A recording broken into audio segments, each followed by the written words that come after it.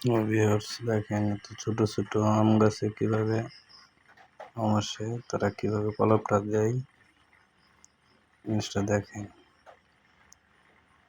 তো এভাবে গাছটাকে কেটে ছুলে তারপর দেখেন তারা অ্যালোভেরা গাছটি দিয়ে কর দিয়ে কিভাবে